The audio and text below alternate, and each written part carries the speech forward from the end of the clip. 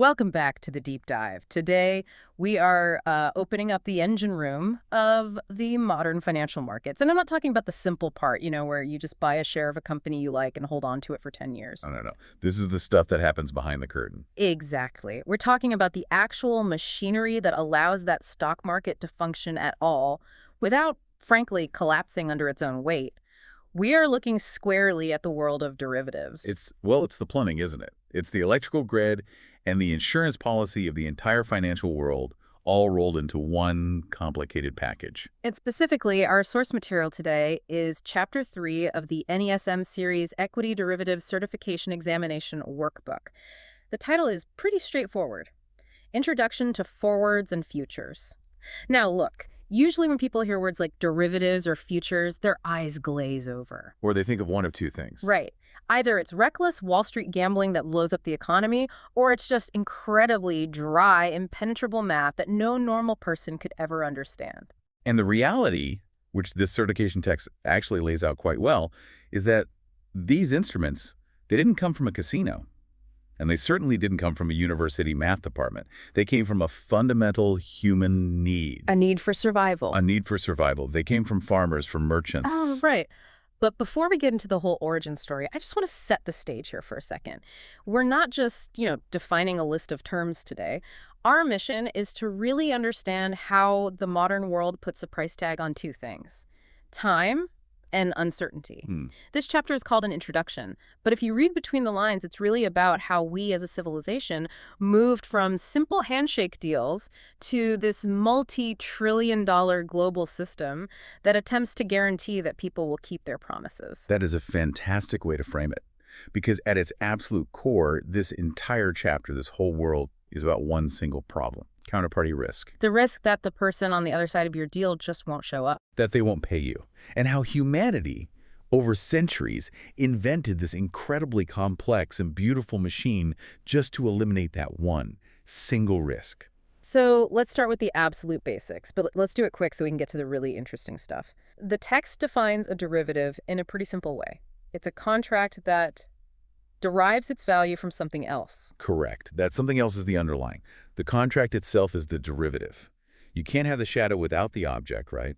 If the price of that underlying object moves, the value, the very shape of the shadow, changes with it. The workbook uses an example about a laptop, which is fine, but I think to really get it, we need to think bigger, more industrial. Like, if I run an airline, what is my underlying nightmare? Oh, it's jet fuel, 100%. The price of jet fuel. If the price of jet fuel spikes by 20%, your entire profit margin for the quarter, it just vanishes. You are completely exposed to that price risk.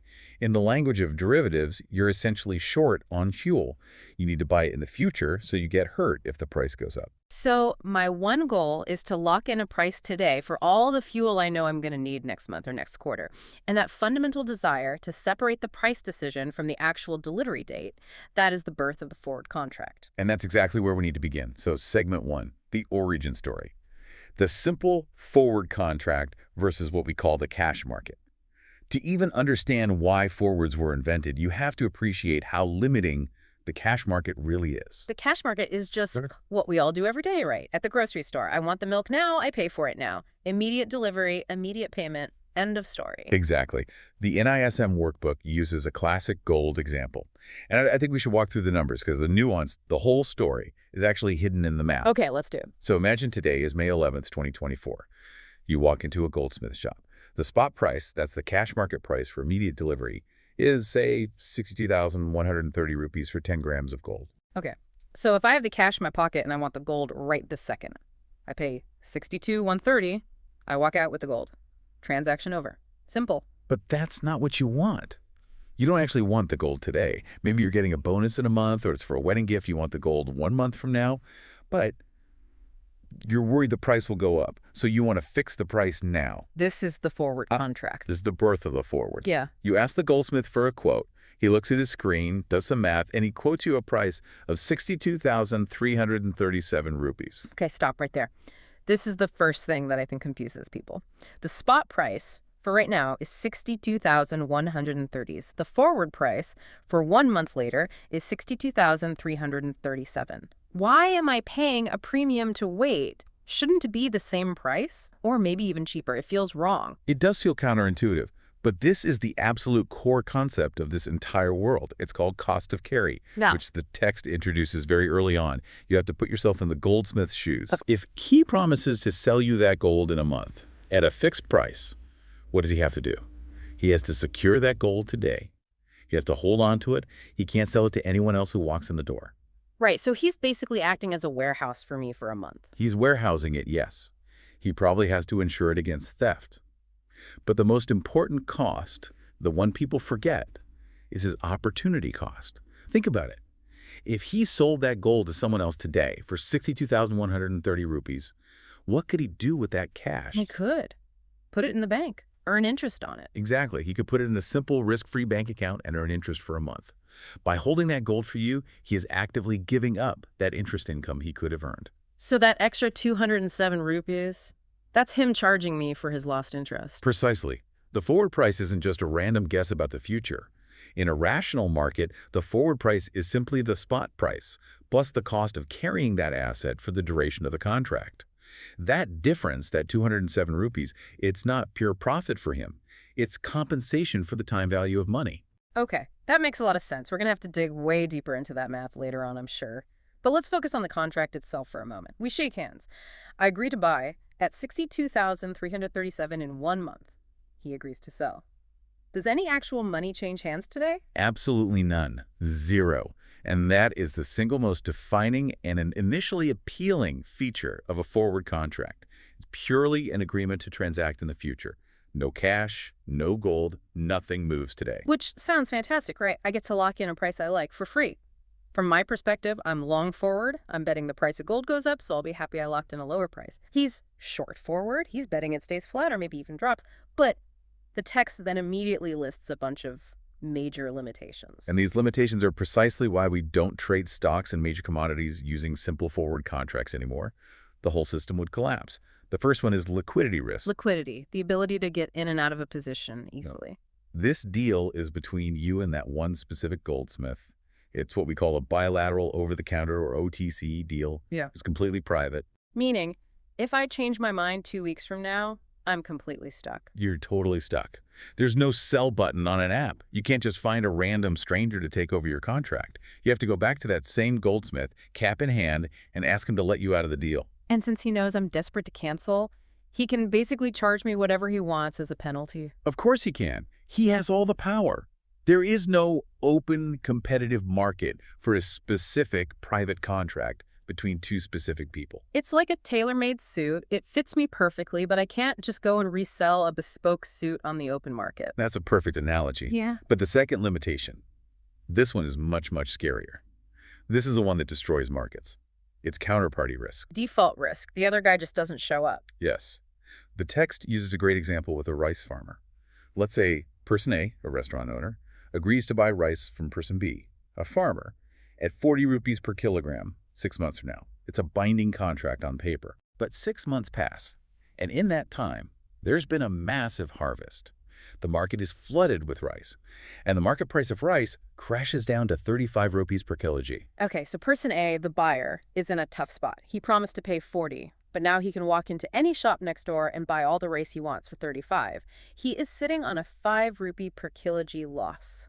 Now, rational economic theory and contract law say he should honor the contract and take the loss. But what does basic human nature say? It says ghost them, find an excuse, disappear. Exactly. Person A has a massive financial incentive to simply walk away from the deal. And since it's just a paper contract between two people, what can the poor farmer do in the immediate moment? Sue him, I guess, but that takes years. And money. Right. Legal systems are slow and they're expensive. In the here and now, the farmer is left holding a massive bag of rice he thought he'd sold. And it works both ways, of course. If the price had rocketed to 50 rupees, the farmer, person B, would be incredibly tempted to sell his rice to someone else at the higher market price and just tell person A, sorry, my crop failed. So the more volatile the market is, the bigger the price swings, the greater the incentive for one side or the other to cheat. Which is a complete paradox, isn't it? You enter into these contracts to protect yourself from price volatility, but it's the volatility itself that makes the contract likely to break. That is a fatal flaw. And I'm guessing the third nail in the coffin is what the text calls a lack of transparency. Yes, because all these deals are private, Nobody really knows what the fair price is. I might get a price of 40 from one farmer. You might get 42 from another.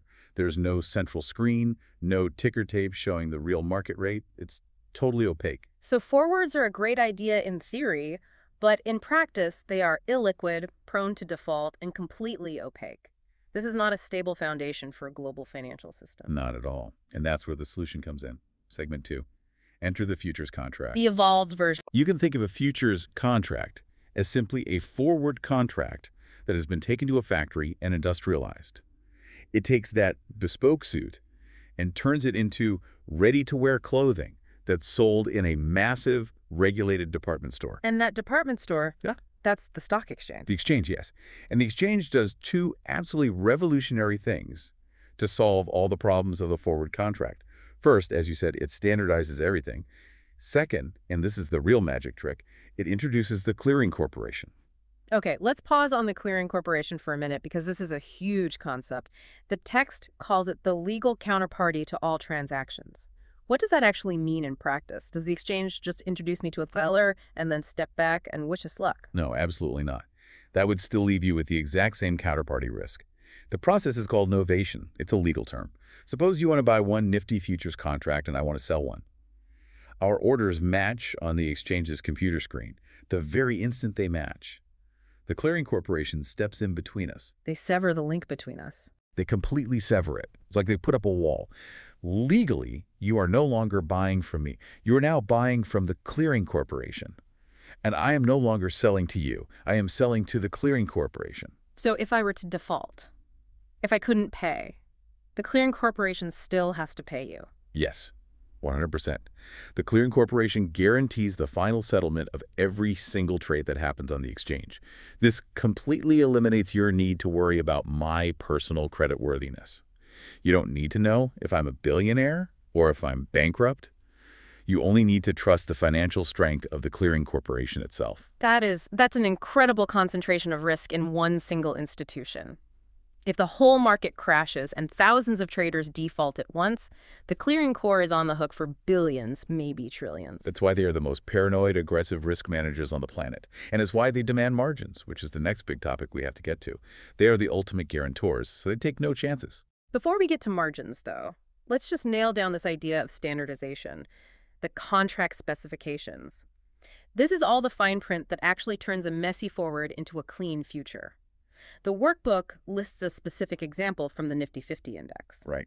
In a forward, you and the goldsmith would negotiate every single term. How much gold, what purity, where to deliver it. In a future, you don't negotiate anything. You just accept the preset terms. First up is lot size. You can't just trade one single unit of the Nifty index. You have to trade in lots. The text mentions a lot size of, say, 65, though this number changes over time based on regulations. Right. Why do they do that? Why force us to buy in bulk? Why can't I just buy one single Nifty unit? It's primarily about creating a minimum standard for participation. It creates a barrier to entry, to some extent, to ensure that the people trading these powerful leverage instruments have a certain minimum capital capacity. It also standardizes the risk calculations for the entire system. Okay, so if the Nifty index is trading at, say, 20,000 and the lot size is 50, the total value of that one contract isn't 20,000. No, the contract value is the Nifty level times the lot size. So 20,000 times 50, that's 10 lakh rupees, 1 million rupees. That's a huge number. It is. And this is critical to understand. When you trade one lot of Nifty futures, you are controlling a 1 million rupee asset. So a simple 1% move in the market isn't a 200 rupee event for you, it's a 10,000 rupee event. The lot size is what dictates the raw power of the leverage. Then you have something that seems small but isn't. The tick size, the minimum price movement. For Nifty, it's usually 5 paisa. This seems trivial, but it's vital for maintaining an orderly market. If you allowed prices to move by, say, 0.00001, you'd have high-frequency trading algorithms constantly front-running each other's orders by microscopic amounts. It would create chaos. A standardized tick size forces a certain meaningful step in the price auction. Okay, now let's talk about time. Expiry. The text mentions the 3-month cycle. Near, next, and far. This is like a constant conveyor belt of contracts. At any given moment, you can trade the contract for the current month, which we call the near month. You can trade the one for the following month, the next month, and the one after that, the far month. And when the near month expires at the end of the month? The whole conveyor belt shifts. Yeah. The next month becomes the new near month, the far month becomes the new next month, and a brand new far month contract is born 3 months out. It's a continuous cycle. And the specific day of the week matters too. The text makes a point of noting a recent shift regarding the expiry day. It used to be simple, right? It was just last Thursday of the month. But now we have this SEBI circular about uniform expiry. This is a really important detail about modern market structure. Originally, yes, almost every major derivative contract in India expired on the last Thursday of the month. And this created a massive concentration of activity and volatility on that one single day. People called it witching hour. Because everyone is trying to close out their old positions or roll them over into the next month all at the same time. Exactly. All that volume hitting the market in the last hour of trading created huge, unpredictable price swings. It was a form of systemic risk. So the regulators and the exchanges made a very smart move to start spreading it out. Now, the Nifty weekly options might expire on a different day than the Bank Nifty. The BSE might use a Friday expiry for some of its contracts. It's like staggering the work shifts for an entire city so everyone doesn't rush for the subway at exactly 5:00 p.m. That's a perfect analogy. You're smoothing out the liquidity pressure so the system doesn't choke on a single afternoon. Okay, this brings us perfectly to segment 3, the mechanics of the trade. This is where the rubber really meets the road. We're talking about margins and mark-to-market, or MTM. We established that the clearing corporation is this ultimate guarantor. They back every single trade. But they're not a charity. They have to protect themselves. Correct. And they protect themselves by demanding skin in the game from every single participant. This is the initial margin. So going back to that 1 million rupee Nifty contract, I don't actually need 1 million rupees in my account to trade it. Not at all. Yeah. That would defeat the purpose of leverage. You might need, depending on the market's volatility, maybe 10 or 15% of that value. So let's say 1.5 lakhs. You have to deposit this cash with your broker before you can even place the trade. This is your good faith money. This is the source of the leverage. I put down 1.5 lakhs, and I get to control a 10 lakh asset.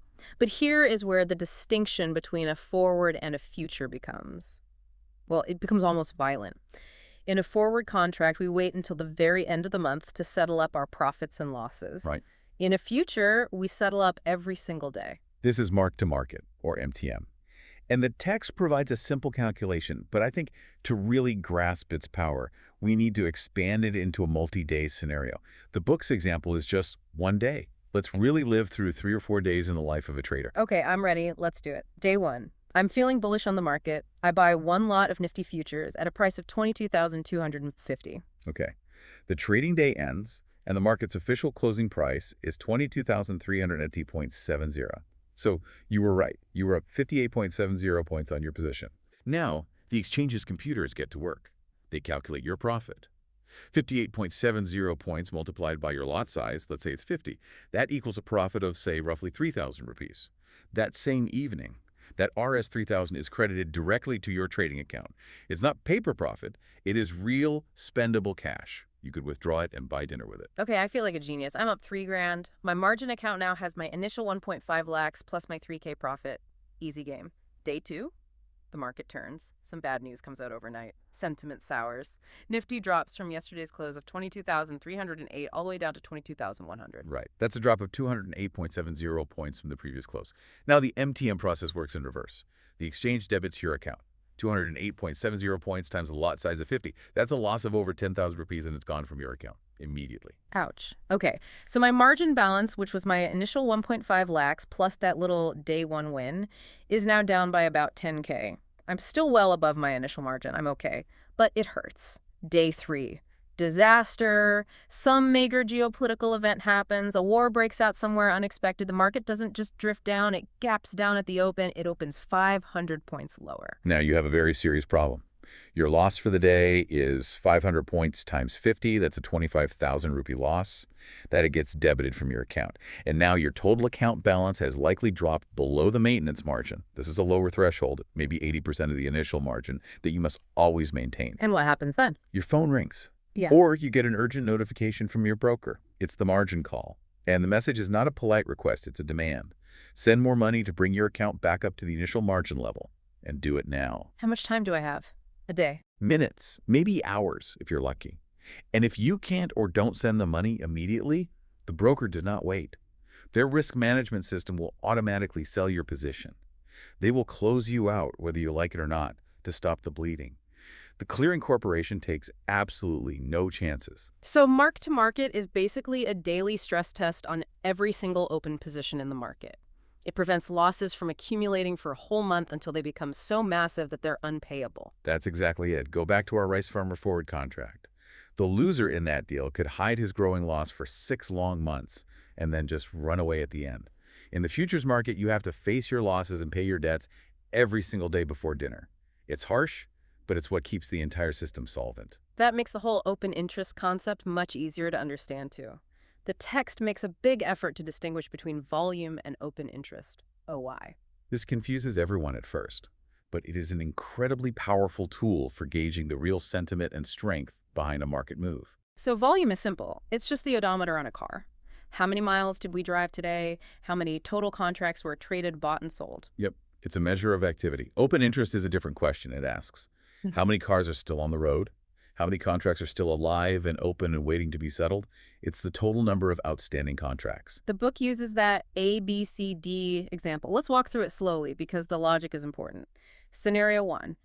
Trader A buys 1 contract and Trader B sells 1 contract. Both of them are entering the market for the first time. Okay, so we have 1 new buyer creating a long position and 1 new seller creating a short position.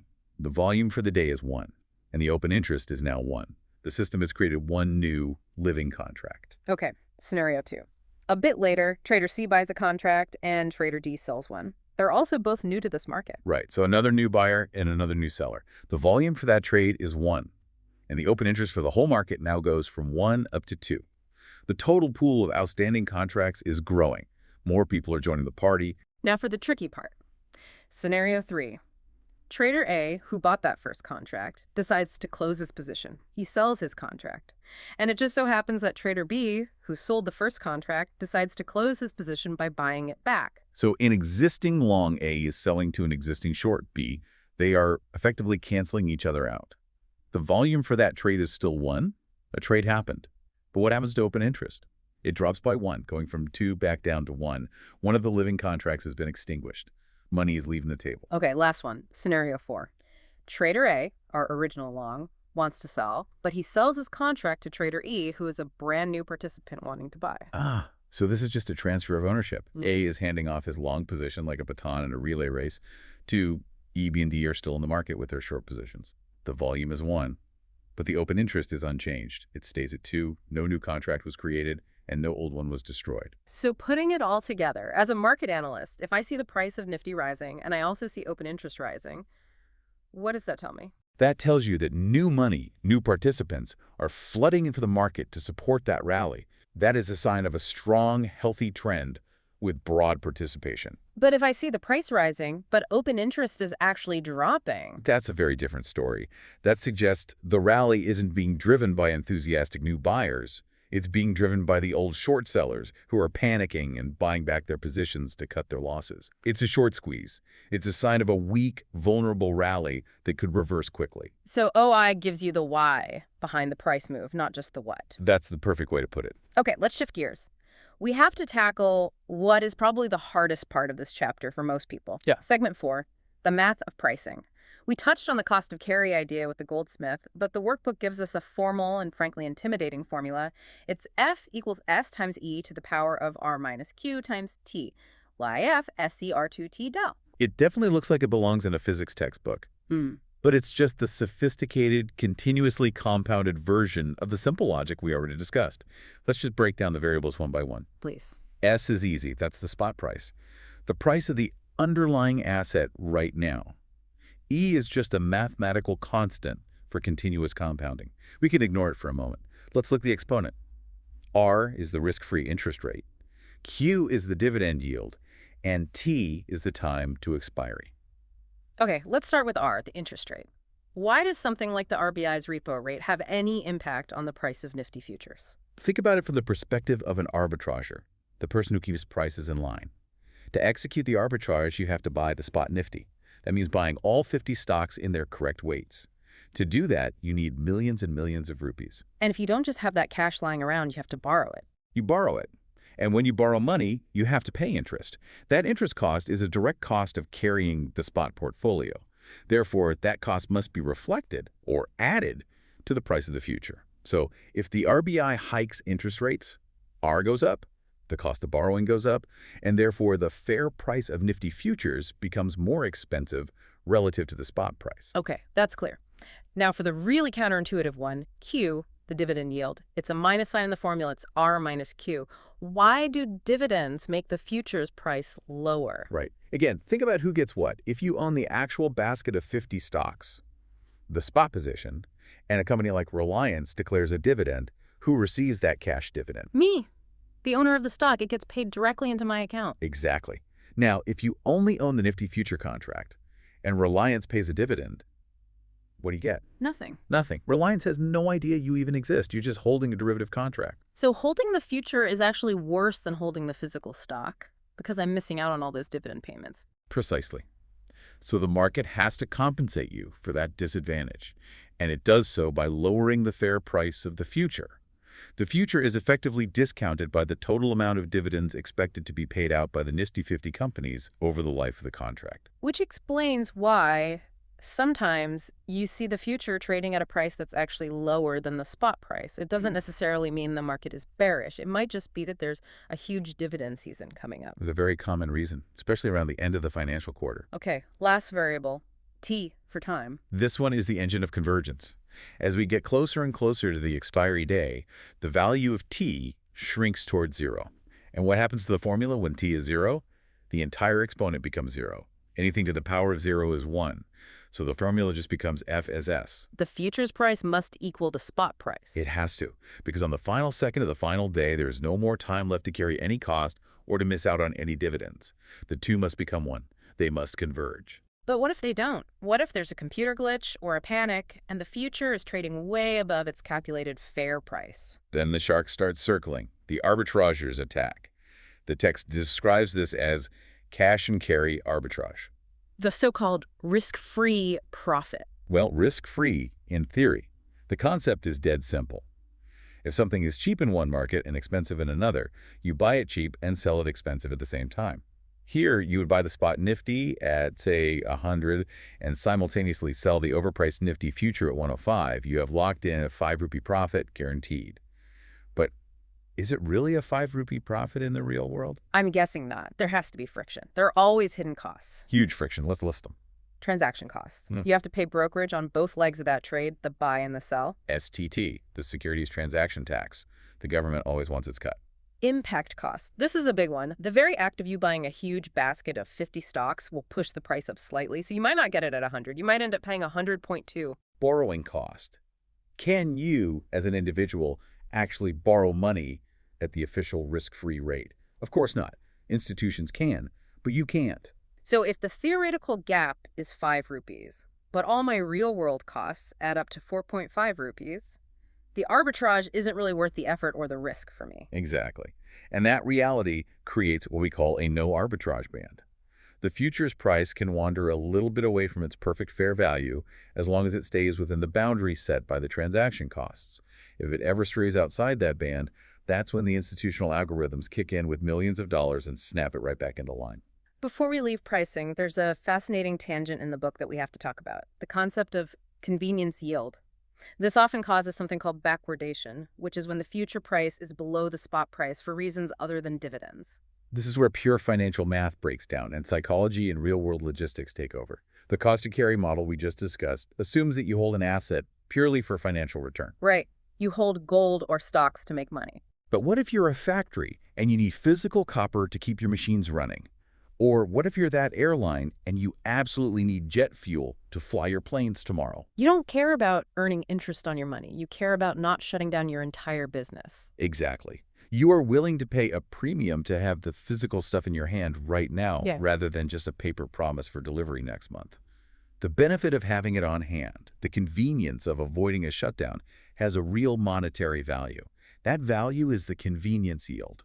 So it's an intangible benefit that you add to the return side of the equation. It is. A famous example happened with crude oil in 2020 when prices went negative, which was sort of the inverse of this.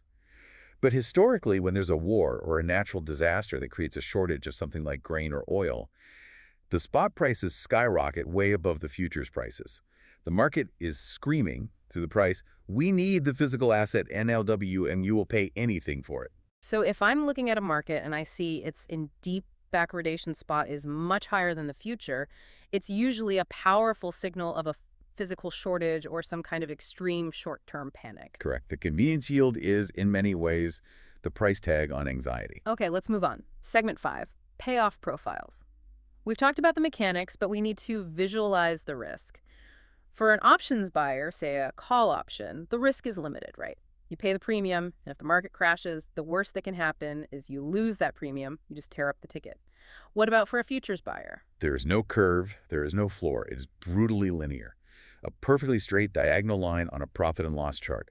The formula is as simple as it gets. Your profit or loss equals the exit price minus your entry price, multiplied by the lot size. The text uses the phrase unlimited profit or loss. Unlimited is a genuinely scary word in finance. It is. It's theoretically unlimited because for someone who is short a future, the price of the asset can, in theory, rise to infinity, and so can their losses. For someone who is long, the price can only drop to zero, but that's still a catastrophic loss. But the real practical danger for most traders isn't the price going to infinity, it's the gap opening. Walk me through that scenario. Okay, you are long, one lot of Nifty, the market closes, you're feeling good, you hold your position overnight. While you were sleeping, a major global crisis hits. A bank fails, a political event, something big. The market opens the next morning, not a few points lower, but 10% lower. It gaps down. And there was no chance for me to sell in between. None. You couldn't use a stop-loss order because the market price literally jumped over your stop-loss level. Yeah. There were no trades at those prices. So you open your trading account in the morning, and not only has your initial margin been wiped out, but you actually owe the broker more money than you ever deposited. You can lose more than your initial investment. Oh, yes. Absolutely. And that is the single most important danger of futures compared to simply buying stocks. When you buy a stock, the worst-case scenario is the stock goes to zero and you lose what you put in. In futures, because of the daily settlement and leverage, the worst-case scenario is bankruptcy. Which brings us to our final big topic. Who are the people actually willing to take on this kind of risk? Segment 6, the players. The book breaks them down into 3 categories: hedgers, speculators, and arbitrageurs. Let's start with the hedger. We mentioned the farmer locking in a price, but let's talk about a more sophisticated use case mentioned in the workbook, the beta hedge for a large portfolio manager. This is a key concept, especially for the certification exam. Suppose you're a fund manager. You have a portfolio of various stocks worth, let's say, 1 crore rupees. You've done your analysis, and you know that your portfolio has a beta of 1.2. Okay, so just to clarify, beta is a measure of volatility relative to the market. A beta of 1 means the portfolio moves in line with the market.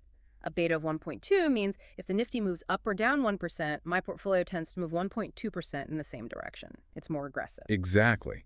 So you're worried about an impending market crash, but you don't want to actually sell all your carefully selected stocks, maybe for tax reasons or because you believe in them long term. You just want to temporarily remove the overall market risk. You want to reduce your portfolio's beta to 0 for a while. You want to insulate it from the crash. You do that by shorting Nifty futures. And there's a specific formula for it. The number of contracts you need to short, your portfolio's value multiplied by its beta, divided by the value of 1 futures contract. Okay, let's run the actual math on that. Portfolio value is 10,000 rupees, beta is 1.2, and the Nifty futures contract value, as we said, is about 1,000 rupees. So you have 10,000 times 1.2, which is 12,000, divided by 1,000. That equals 12. You need to go into the market and short 12 lots of Nifty futures. And what happens if the market then crashes by 10%? If the market drops 10%, your stock portfolio, with its higher beta, will lose roughly 12% of its value, so a loss of about 12 lakhs. But your short position in Nifty futures will make a profit of roughly 10% of its value, which also comes out to be around 12 lakhs.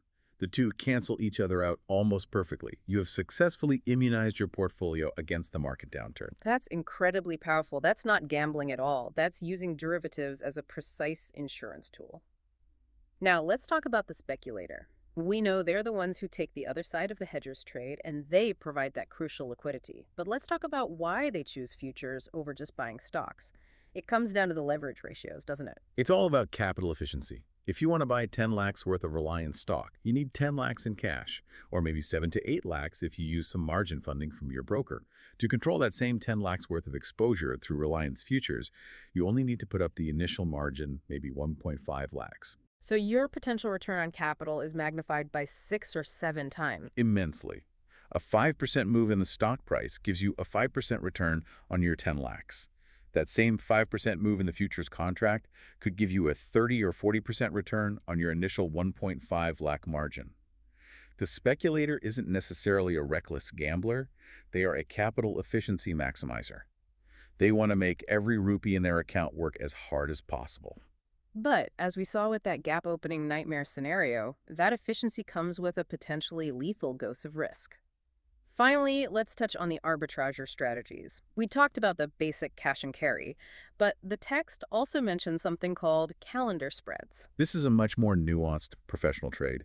When you put on a calendar spread, you aren't really betting on the market going up or down. You're betting on spread the price difference between two different contract months. So you might buy the near month contract, say for October, and simultaneously sell the far month contract for November. Exactly. Why would you do that? Well, maybe you have a view that the cost of carry is going to change in an unusual way. Or, more commonly, you think the rollover pressure, when everyone tries to move their positions from the expiring October contract to the November one, will temporarily distort the prices in a predictable way. And it's a lower risk strategy. It is generally much lower risk than an outright directional bet. Because if the whole market crashes, both your October and November positions will likely drop together. Your long and short positions buffer each other. You're not trying to hit a home run. You're just trying to hunt for the pennies in the gap between the two prices. It's a relative value trade. Okay. Wow. We've covered a lot of ground. We've gone from the origin story in the goldsmith shop to the legal structure of novation, the daily mechanics of MTM, the complex math of pricing, and the different players and their strategies. Let's try to summarize this for the listener who's trying to take away the absolute core insights. I think it boils down to a few key points. Futures are industrialized forwards. The exchange takes a messy private deal, standardizes all the terms, and the clearing corporation removes the fundamental issue of trust. 2. Novation is the magic trick. The clearing core becomes the buyer to every seller and the seller to every buyer. This concentrates all the risk in one place, but it's what allows millions of strangers to trade with each other safely. 3. Daily MTM prevents systemic failure. By forcing everyone to settle their debts every single day, the system prevents massive unpayable losses from building up and causing a domino effect of defaults. 4. Pricing is logic plus friction. The fair price is driven by that formula, F equals S times E to the R minus QT. It's spot plus interest minus dividends. But in the real world, friction like taxes and costs creates that no arbitrage band where the price can float a little. And 5, and this is the most important for anyone thinking of trading them, leverage is linear and unforgiving. Unlike options, futures don't have a safety curve. You take the full direct hit of the market's move multiplied by your leverage. And for our final thought, I want to circle all the way back to that strange idea of the convenience yield. We spent a lot of time on that pricing formula, SRQT. It all feels so deterministic, so mathematical, like if you just have the right inputs, you'll know the exact right output. But the convenience yield, it's like the ghost in the machine. It really is. It's the one variable in the whole system that represents pure, unquantifiable need. When the convenience yield spikes, it's a sign that the market has stopped caring about financial efficiency and optimal interest rates and has started caring about physical survival. It breaks the entire cost to carry model. It shatters it because you can't arbitrage need. You can't just print more wheat or refine more oil instantly just because the spot price is screaming high. The physical reality imposes a hard limit that the financial models can't account for. So the provocative thought for you, the listener, is this. We build these incredibly complex, beautiful derivative structures, futures, options, swaps on the solid-looking foundation of rational mathematical pricing. But at the extremes of human experience, when wars happen, when pandemics shut down supply chains, when shortages create panic, the math just dissolves.